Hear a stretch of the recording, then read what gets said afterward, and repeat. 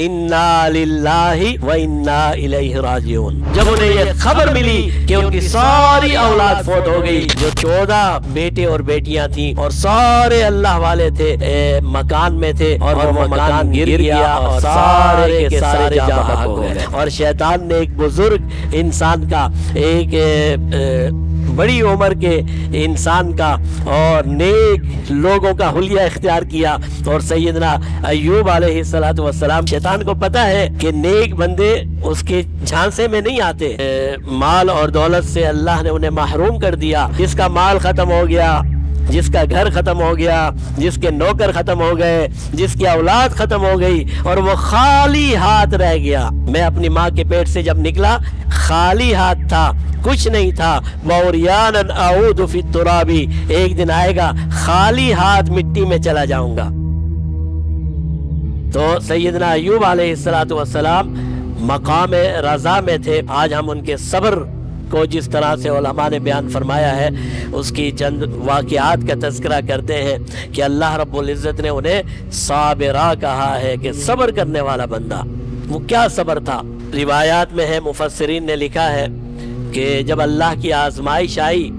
اور سیدنا ایوب علیہ السلام جو مال اور دولت کے اعتبار سے، ہر اعتبار سے اللہ نے انہیں نوازا تھا،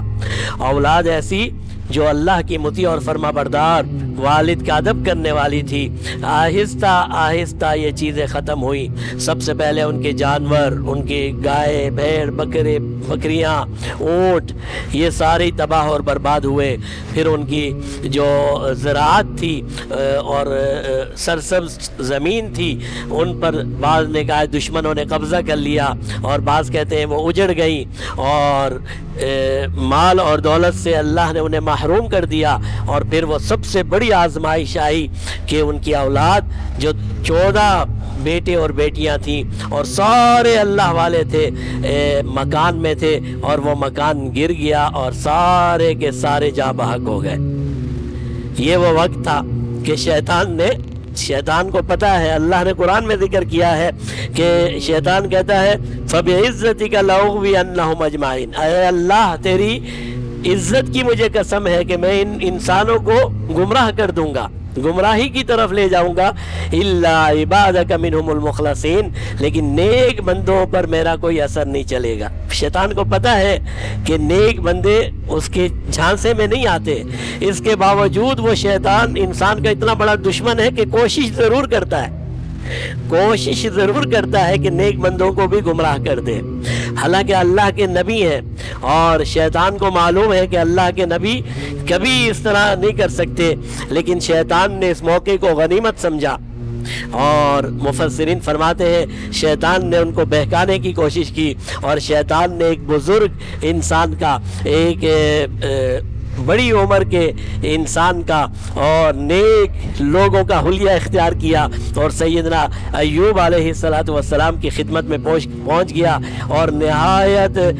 دردناک انداز میں اور نہایت المناک انداز میں انہوں نے سیدنا ایوب علیہ السلام کو یہ خبر دی کہ آپ کی ساری اولاد فوت ہو گئی ہے۔ سیدنا ایوب علیہ السلام صابر ہیں، شاکر ہیں۔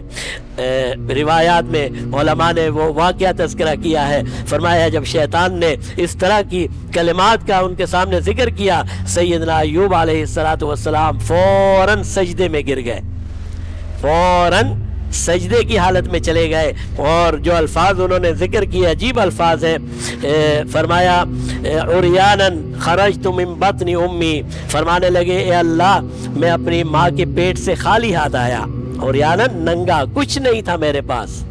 میں اپنی ماں کے پیٹ سے جب نکلا خالی ہاتھ تھا، کچھ نہیں تھا۔ وَعُرْيَانًا أَعُودُ فِي التُّرَابِ، ایک دن آئے گا خالی ہاتھ مٹی میں چلا جاؤں گا،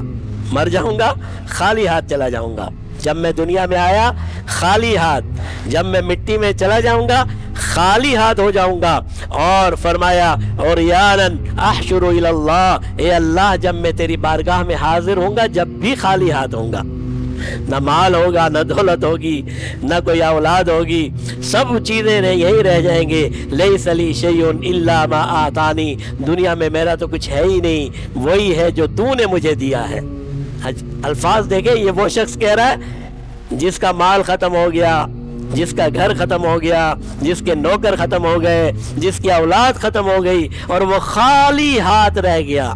کل تک اپنے علاقے کا سب سے بڑا ذمہ دار تھا، سب سے بڑا مالدار تھا، اولاد کے اعتبار سے خوشحال تھا، اور آج وہ خالی ہاتھ ہے، اللہ کی بارگاہ میں سجدہ کیے ہوئے ہیں اور فرماتے ہیں اللہ میں تو خالی ہاتھ آیا، خالی ہاتھ جاؤں گا، خالی ہاتھ قیامت کے دن کھڑا ہو جاؤں گا، اللہ میرا تو کچھ بھی نہیں ہے،